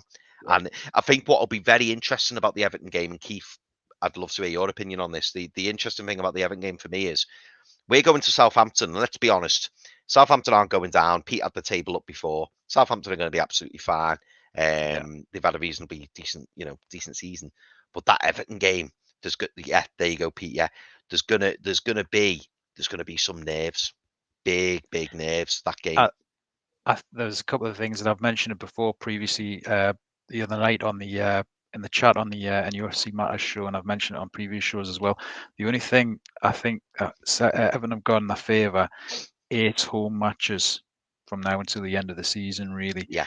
And I mean the best run they've had is obviously the matches at Goodison this season. They've only won 1 away, and I think that was at the early part of the season. I think really Everton, they've got the worst away record in the league by far. So wow, I didn't know that. Bottom of the league, and I think they're about 13th in the actual home league element of it. So, you know, I just think over the years, and it'll be much missed for me, Goodison Park will be like as one of those traditional stadiums where the crowd really gets behind the club. Once that goes, it's going to be a big transition for them in any way. But this season, I think that could make the difference. And I think Leeds for me, I'd love Leeds to stay up, but they're shipping too many goals themselves, home and away. And I think that could be the difference. Everton, I can see getting the odd win here and there. In their couple of games coming up next week. I mean, I would love it to be a win. When you say there, which would you rather win? I'd rather get a 3-1 or a 2-1 down at Goodison. But I can see that maybe being a draw, you know, still maybe a 2-2 or a 1-1. Yeah, and do you know what, Keith? Again, fantastic point, mate. And, you know, if we got a point away at Goodison, that's fine for us, but that's not what they need. And that's why I think the game will be so fascinating, because, I don't know, let's say it's 1-1 after 70-odd minutes. They're going to have to go and win that game. Because when you look at their fixtures, they'll be looking at our game and going, that's where we get the 3 points. Now, that's no disrespect to us, but they've got to look across, you know, the remaining, I think they've got 13 games left. I think they have got 13 games left. They've got to pinpoint where they're getting their points from. And do you know what makes it even more fascinating? The stat you mentioned there, Keith. You know, the fact that their home form is reasonably okay. I say reasonable. It's still not great being 13th in the league at home, but considering how toxic Goodison Park was under Rafa, that really surprises me, because I would automatically assume that Everton's away form would be better, because I've seen videos, and obviously, you know, I've got friends and family who have got season tickets at Everton, or, you know, go to the game regularly, and they said the atmosphere is toxic. As soon as they go 1-0 down, all the fans just turn. I mean, obviously, that's changed a little bit with Lampard, but under Rafa, it was unreal. So that really just surprised me. I've got a question for you both here that I've been thinking of in the last couple of days. Now, do you think that the instability at Everton in recent years, managerial changes, players coming in, different players coming in, but particularly the different philosophies of the managers, much like at Sunderland, all those years changing managers at the Stadium Light, when it eventually caught up with Sunderland, do you think that's catching up with Everton this season? I bloody hope so. Yeah, we all hope so. But you're right. The chopping and changing of managers, it can work for some clubs, but it can be really, really bad and toxic for other clubs. So Chelsea have used that process in they tend to change their manager every 2 to 3 years to keep that freshness, and they get managers in that sort of demand instant success, and then they maybe fizzle out. They get a new manager in, has the same effect. Maurizio Sarri, you look at previous managers. Mourinho's done it twice. You can go through their managers over the years, and they've been relatively, well, I say relatively, very successful with it. But you've got someone like Everton that have thrown money at managers that they've gone for a certain style of football because the fans have wanted it. Then they've gone, yeah, they're not doing well, so let's get them in. Let's go for a different style of football. And then what they don't realise is with different styles of football, and Man United doing exactly the same, with different managers and different style of football, you need a different set of players to play that. So then what you've got is a complete overhaul of changes of players in various positions, particularly in midfield and up front. And what you get with that is you get a real mixed match of players. So you had like players. You had just sort of random players, but I go back to the Wayne Rooney, Davy Klaassen, Gylfi Sigurdsson, 3 number 10s that were signed in the same window, like to play a certain way, and it was like it doesn't make sense. Like, why are you even buying these players? And you know, you've got Rafa Benitez that brought in Solomon Rondon. Lampard doesn't want Rondon. He doesn't want him. He doesn't even rate him. But yet he was brought in because he was Rafa Benitez's type of player. Now he's left with Lampard. He's stuck with Lampard. Lampard feels like he has to play him because he's effectively the backup to Dominic Calvert-Lewin. That's not who he wants, but he's got no window to change it now. So he's stuck. And that's the thing, is that he's now... Lampard isn't the greatest manager anyway, but to put him in a situation where he's having to manage players that he doesn't necessarily want, that makes it 10 times worse. And I've just gone through some of Everton's fixtures here, if I can get back to it. The horrible Yeah, they're nightmare fixtures. If you look at it, like the next week is crucial. Yeah. The next 2 Wolves, games, Newcastle at home and Newcastle. Yeah. If they don't beat Wolves, they have to beat Newcastle. And exactly what Chris has just said, they're going to come into this game thinking we have to win. And that can either go one or 2 ways. It can either raise their game and they come out organs blazing and really put us under the cosh, or they come out an absolute nervous wreck. And a confident Newcastle, who are up at the moment, playing really well, can really go and exploit that. So it's going to be really interesting how the dynamics shift over the next sort of 4 or 5 days in the build-up to that game. That game against Wolves, and Wolves are playing well at the moment. They've rebounded this season. They're very much like a surprise package after last season's disappointment for Wolves. After Nuno left, they've picked up again, and they've been around there or thereabouts in the top 6. Yeah. Wolves are a good side. But if you look at their fixtures, so after that, they've got a rearranged fixture at some point, Watford away, which will be a big game. That's a relegation battle. 6 points are there. Watford away, they've got to go to. Then they've got West Ham away, who are chasing top 4. They've got Man United at home. You don't know what type of Man United you're going to play. You've got then after that Crystal Palace at home, who again you don't know what to expect from that. You've got to go away to Liverpool. They're never great there.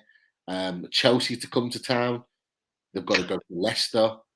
They've got Brentford at home. You know, you really, and then they Arsenal. They've got Arsenal as well, haven't they? I believe in that. Arsenal away. They finished with Arsenal away, and Arsenal are playing well at the moment. But yeah, they're April. West Ham, Man United, a potential rearranged fixture with Watford away and Palace in that period of time. Liverpool, Chelsea. The thing about it is you look at the teams and you look at, okay, they've got Watford and they've got Palace. Palace are playing actually all right at the moment. Watford are fighting for their lives. Those games are not game, set and match. No. You know, they're just not. And actually, those games tend to finish a draw. That's not good for either of them because no team wants to lose. So they're in a really, really difficult position here. And if they come out of the next 2 fixtures losing or drawing with Wolves, and we either draw or beat them, I think they could be gone. I really do. Yeah, yeah. I always thought like UP. I always thought, you know what? They'll find a way. They're too good to go down.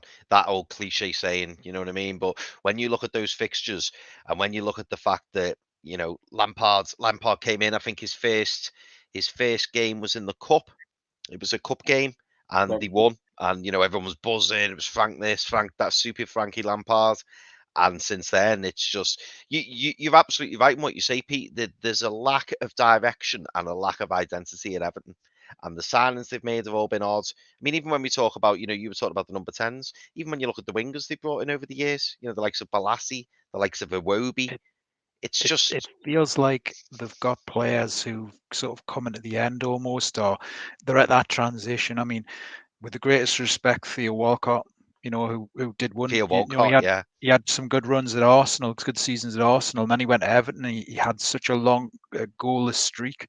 I can't remember him scoring a goal at Everton. I'll just put this up right now from Life Goals. You put it further down the chat. Oh, sorry. Yeah. Why did they sign Walcott for 28 million, Klassen for 30, Sigurdsson for 45? I'm pretty sure it was 50 actually. Moise Keane for 32, Michael Keane for 30. Jesus Christ. Yerry Mina from Barcelona. Barcelona must have been laughing at 27 million.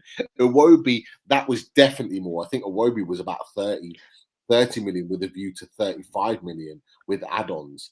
The Ukrainian lad in the January transfer window that was Benitez's signing, Michaelenko. Million. Yep, they then sold Luca Dean for 25, a significantly better player. The Rangers right back that we've talked about in previous shows for 16 million, who'd only played, I think you said, Chris, he'd only played like eight. He's played 12 senior games, Pete. Yeah. And I was arguing with my mate, and he was going, "Oh, how are you feeling about Trippier?" And I'm like, "I'm buzzing. Oh, this lad we brought in, he's going to be great, blah, blah, blah." I went, "Yeah, but he's not ready. He's not ready. He hasn't even played the game." We signed Trippier for 13 million. Yeah. It's incredible. It's incredible. And sorry, Keith, just one more thing. The big one, Life Goals, fantastic stats there. The big one, Dele Alli, 40 million. Ooh. Just throwing money down the drain.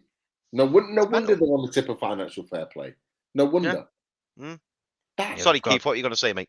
I was just about to ask, correct us if I'm wrong, Czech Torsen, Newcastle. Sam Allardyce.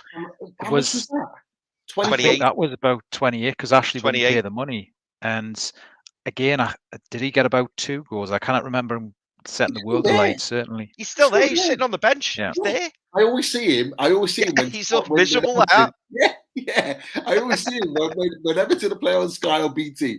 They've got that camera angle at Goodison where you can see the whole bench. Whenever they go to the bench, because it's quite narrow, you see the manager standing there and you see the bench in the behind it. And the first player I always see on the bench is Czech Torsen. Yeah. All the time I'm thinking, bloody hell, I was gutted when he went there because we were linked with him at the same time. I was thinking, he would have been good. Yeah, he would have been good.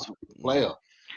I was asked the other day as well in the chat. I put in the point in the chat the other day, if Carlo Ancelotti, one of the greatest managers ever, and certainly in recent memory, can only get Everton to 12th and 10th at best, what does that say basically? And what for the job that Frank Lampard's unfortunately got at the minute? Yeah, it's a great point, Keith. It really is, and it's worrying times for Everton. It's really, really worrying times for them. As I say, I literally live like a 5-minute drive away from Goodison, and it's worrying times for them. And I certainly wouldn't want to be in their position. And do you know what made me laugh? I forgot to mention. One of my mates sent me a message today, and he was talking about the game next week. He was like, "Oh, you're looking forward to the game? Bit of a tense one, isn't it?" Talk about a 6-pointer. And I messaged him back and I was like, it's not a 6-pointer for us, mate. Like, I'm not being funny. If we lose that game against Everton, don't get me wrong, no one wants to lose. But if we lose that game against Everton, I'm not going to be concerned. Whereas if they lose to us, it's monumental. They cannot afford to lose to us. They can't. I'm not saying we're safe. I'm not saying, we're fine, whatever. But with the games we got left, with the way we're playing, the fact we've got 8 unbeaten, to them, maybe he's saying it to make himself feel better. I don't know. But for me, it's not a 6-pointer. They need to win. Yeah, definitely. and we, like I said, we've talked about it before. It will ramp up even more so if they don't get a result against Wolves. That'll be an interesting game to watch. Wolves are playing well. They're, that their new managers got them playing a very particular way, which is getting them potentially pushing for Europe. So they're not a team to kind of just be passed by. Other times in other seasons, you think, oh yeah, we've always got a chance of beating Wolves, but it's not the case. They're a different outfit this time. But yeah, lots of other questions. I've started a few as well, and loads coming in. At that point in time, I don't know if you want to whiz through some of them. Yeah, I'll throw a few more on, Pete. Yeah, I was just I know you've been catching up with the more recent ones, and this is the only thing when we start all the great questions that we get in, and then we could start to go through them. But then obviously, as we go through them, we get more comments, more questions, but we miss them because we're going through them. So yeah, it's it can be difficult sometimes. But I'm just looking through now for me next one. Yep, so we've got one from Dean Lava here. It's my birthday tomorrow, so can I have a win for me, Prezi, please? Dean, we're all hoping that is going to be the case, mate. Definitely. Absolutely. In fact, while I'm just looking for this next question, lads, out of interest, Pete, I know you're probably going to go to this at the end, but what are we saying for score-wise tomorrow? I know we've heard Mike's thoughts, but what are we saying? Yeah. Go on, Keith. I've got a horrible feeling this run will come to an end. I'm hoping if it does, at least Newcastle will score, and it's 2-1. But I'm still going to go optimistic and still say there'll be a point apiece. So I'm still thinking it might be a 1-1 or a 2-2. That's what I'm hoping for, at least. What about yourself, Pete? Yeah, I know I'm normally sort of very either we win or we lose, but I actually think it could well be a draw. I think it could be a draw. We never travel well there at the best of times, but I think whenever we've lost there previously, we've been really, really disorganised, mostly in the Bruce. But I think with how organised we are at the moment and how hard we work off the ball, I think we could kind of grind Southampton down. Southampton have good moments early on in the game, so we need to start well. They tend to start really strong and get their goals early in the first half. I do believe. So I'll say it'll be a 1-1 draw, but I do believe if we're sort of 0-0, 1-1 into the second half, that's when that's when Southampton start to tire, and I think we could potentially nick something. But I'm gonna go 1-1. I'd take a point at Southampton all day long. Someone else said it in the chat. We can't just discard Southampton. They're having a good season. They've only lost one game at home. We have to go out there and really put on a performance, and I'm sure that Eddie Howe will. 1-1 for me. Yeah. Chris? Interesting, boys. I can't remember the last time this happens, but I think we're all in agreement. I think my prediction was going to be 1-1. I think it'll be 1-1. And again, if we remain unbeaten, I'm more than happy. 9 games unbeaten. It's like music to the ears. But I do take your point, Pete. I do think if it is, say it's 1-1 on 60, 70 minutes, we could turn the screw and we could nick it 2-1. I'm not saying that that's impossible, but 1-1. If someone offered me 1-1 now and said we won't bother playing the game, I genuinely would take it, because I really think that unbeaten run, if we can continue that, it's great, and it'll be such a confidence builder as well going into Chelsea at the weekend. Yeah, I agree. Definitely. Right, Life Goal says, do you guys want me to wind up Salisu from the side? He's a hothead and I can mock his haircut or something to get him riles up. Anything that'll work, Life Goals. Anything. Yeah. If we can put him off, put him off. If you're going to throw him off his game. But look, the one thing I'll say is that I think we've got the better defensive unit. I think as a team we're working better together.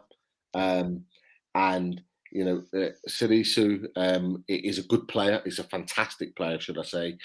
He would be a defender I'd certainly be looking at for the summer if we're really looking to improve this team.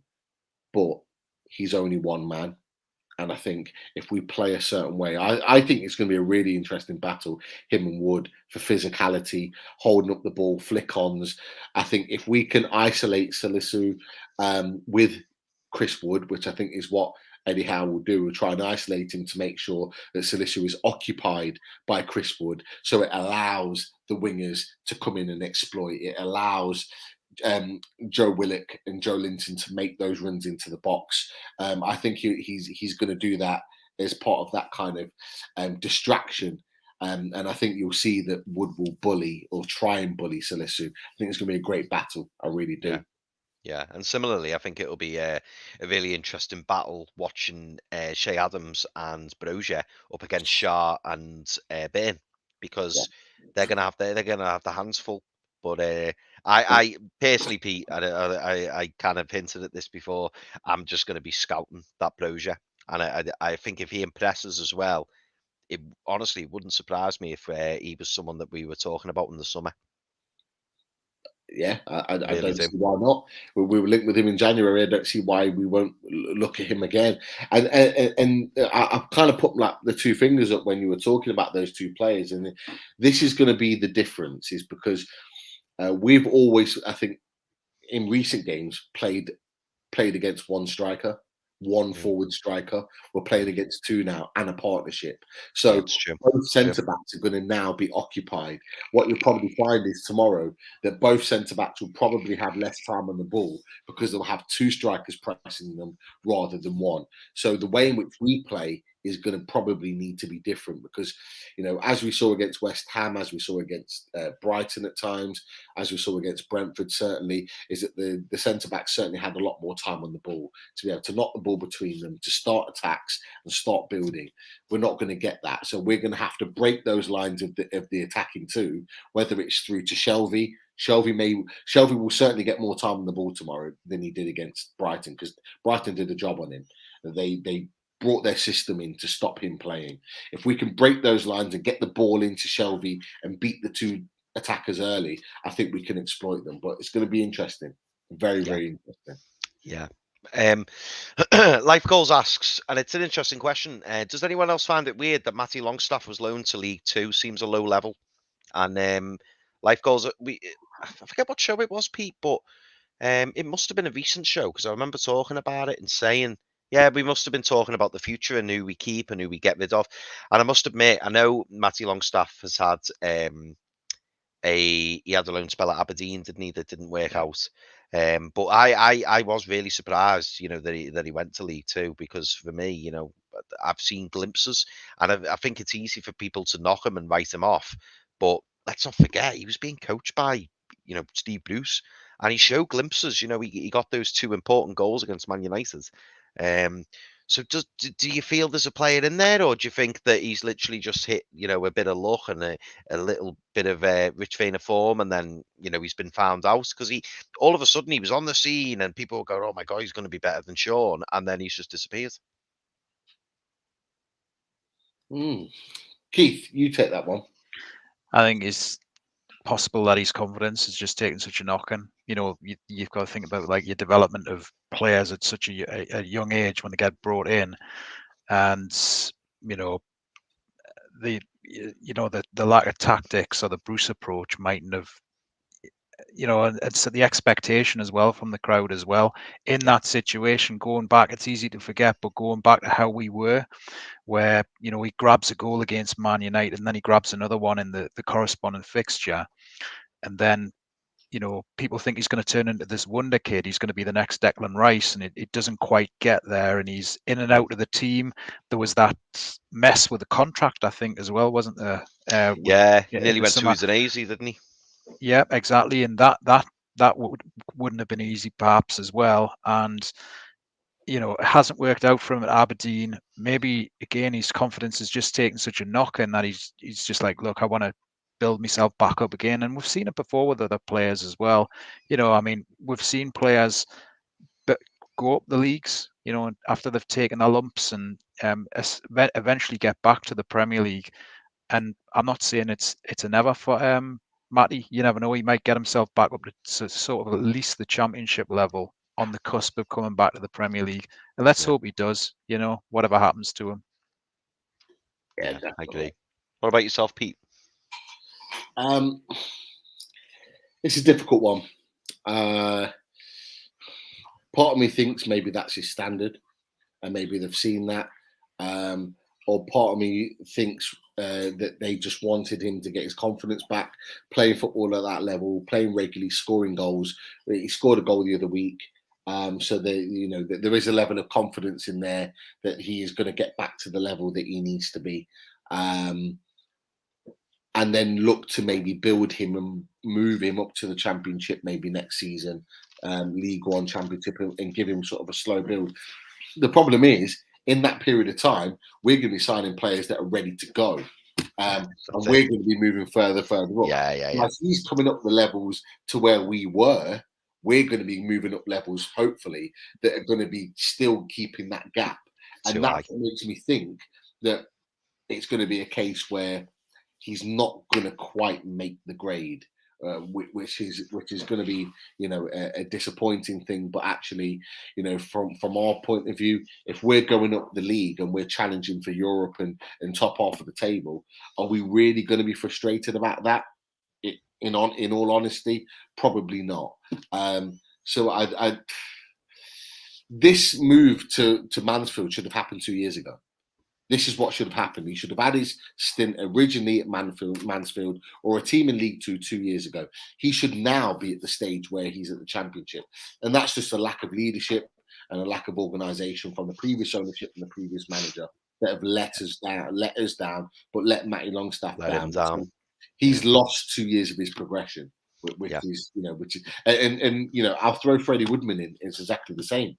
He should have been our next goalkeeper as a number one. He should be where Dean Henderson is looking to get to next, or certainly starting. He should be a Jordan Pickford, because he was ahead of him in terms of his development than Jordan Pickford. But Jordan Pickford overlapped him and is now England's number one.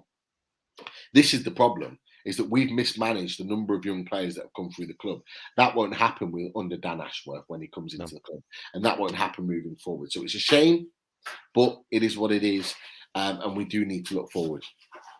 Yeah, I agree, Pete. And do you know what? I just hope that it's not too late as well for the likes of Elliot Anderson. I think he's lost a year. He shouldn't have stayed with us last year. He was on the bench, and Bruce would not play him. So it was like, well, why have him involved? Why not just let him go out on loan? He's now at Bristol Rovers, and apparently he's absolutely bossing it. So it's building his confidence up. Yeah. He's learning the man's game. He's getting stuck into a very difficult league. He's under Joey Barton, who's, obviously a fantastic centre midfielder in his time. He's learning the best way by playing regular football and getting results. And like I say, since he's come in, I've been keeping an eye on Bristol Rovers, and they've really been doing well. And apparently he's been great. They love him. Move it up. Yeah, exactly. So life goals, Pete and Chris and Keith. Would you take a win versus Everton and defeats in the other 3 games for this run?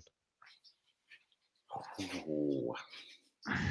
So I take it by that he means lose to Southampton, lose to Chelsea, but beat Everton.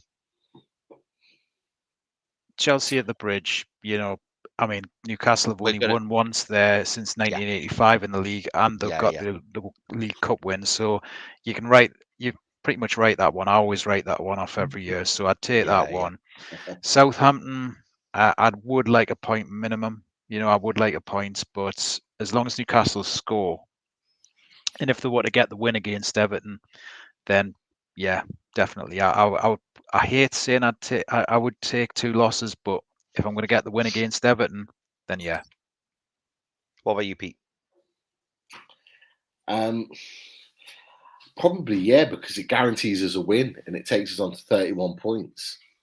Look, Southampton's our game in hand. So it is. It's kind of like a free hit. Everton is also, but what it does is by beating Everton, it keeps them down there. And that's exactly what you want. You want to keep them down there and stretch the gap between you and Everton, because if you keep the gap between you and Everton, you're going to stay in the league.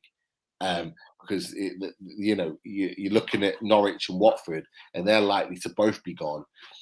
Everton are going to be part of that other 2 or 3 teams, your Brentfords, your Leeds, your Burnleys, who are going to be fighting out for staying in the league. So from my point of view, I think if we beat Everton, keep that gap wide, it ensures that we stay in the league. So yeah, I'll probably take it. Yeah, sounds mad saying it, but you know, it's no one's expecting anything at Stamford Bridge. Let's be honest. Just an observation here from L Stapleton saying someone said Everton would appeal any outcome of the review or the FFP, and therefore, if there was a points deduction, it will be applied next season. And let's be honest, L Stapleton, it might not even make a difference because they might not even have enough points to stay in the league as it is, let alone with a points deduction. Jeff, interesting comment. Big Frank Lampoon, worst manager we've faced, and Potter is the best so far, which is an interesting one. I mean, lads, would you agree with Jeff there on that one? Potter being the best we've faced so far, I would agree. I talked about it on the reaction show. It was very much a tactical battle that I think Eddie Howe won, particularly in the first half. So I think he's been the best manager that we've faced so far. Frank Lampard, I don't rate him. I just don't. I don't think he's done enough in the game, personally.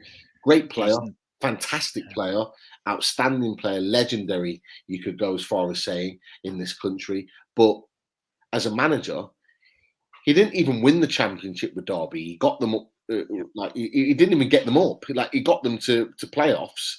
And I think they fell to Leeds. Then he takes on Chelsea, and yes, he gets them, I think, Champions League football. Fair enough, but then gets the best part of 200 million spent on the playing staff, and then struggles, and then gets sacked. Thomas Tuchel takes them on and wins the Champions League. Now, I'm sorry, with Frank Lampard at the helm, Chelsea do not win the Champions League. It's as simple as that. They don't win it. So he hasn't proved himself. The one thing is he hasn't proved himself as a manager, full stop. He hasn't proved himself as a manager in a relegation battle. And he hasn't proved himself as a manager with players like what Everton have, that a lot of them are past their best. A lot of them are not happy. And a lot of them are fighting a number of egos. You know, Dele Alli, Van der Beek, Calvert-Lewin, there's a number of them, Richarlison. Has he got the stomach as a manager to be able to deal with that? I don't know. I don't think so. Yeah, it's an interesting. I agree with that. I agree with that point about Potter being the best. He was undefeated in his games before Saturday against Newcastle, and Brighton, although they lost the game, they were playing really some intricate football, really, and it was a nice smash and grab for Newcastle, a game that they shouldn't have won, but they did. And Frank Lampard, he hasn't been in a dogfight as a manager in a long time, really, since he's been in a struggle footballing side as well. I mean, it's hard for him to relate in that sense, because Chelsea have always been a good side when he was there, and West Ham weren't a terrible side when he was playing there at the start of his career. And correct us if I'm wrong, he has quite a good, his backroom staff's quite good at Everton as well, isn't it? Does he have Ashley Cole at Everton? Yeah, he's brought in on Ashley a defensive Cole, lineup. You're talking about one of the best in history Paul there. Clements. Yeah, who had a stint at Madrid. So yeah, you're right. He's got the team there, Keith. But so far, it's not happening for him.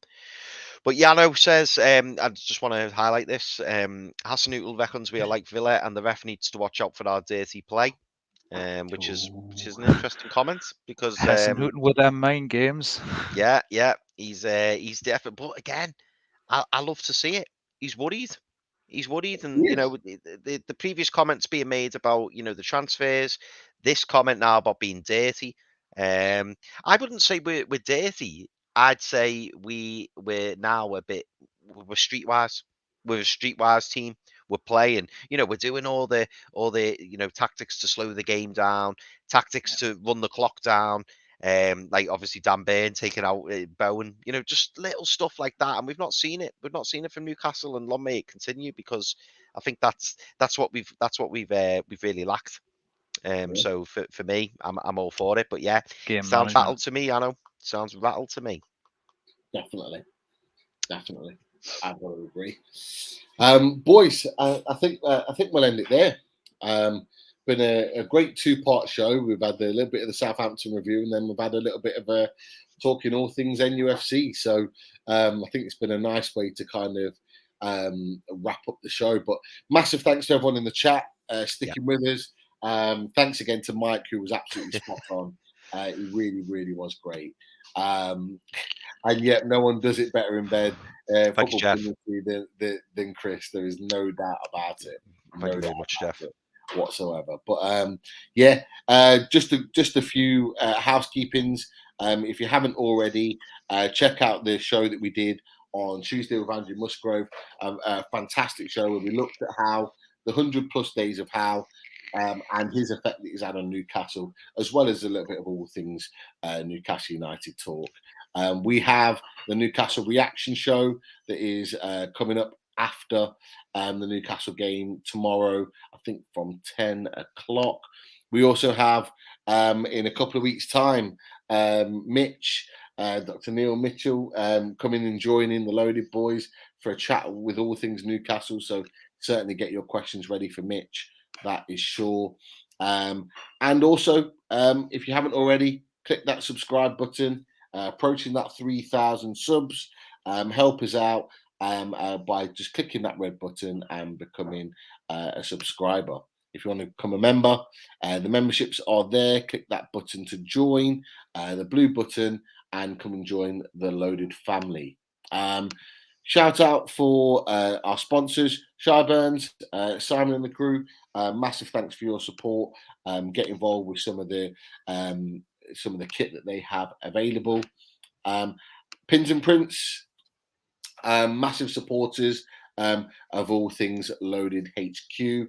And they'll be coming up with some new prints that will be available, and we'll get some pictures out for them soon. And of course, we have Bronwyn waiting on her new line that will be coming out soon. But Black and White Army has loads of various different things that are available, clothes related. So get involved there, boys. Been an absolute pleasure. Thank you for joining us, Keith and Chris.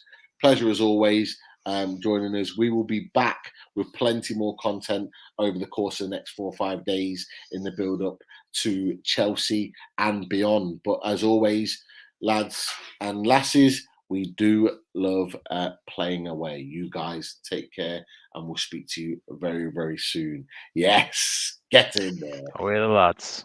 Away the lads.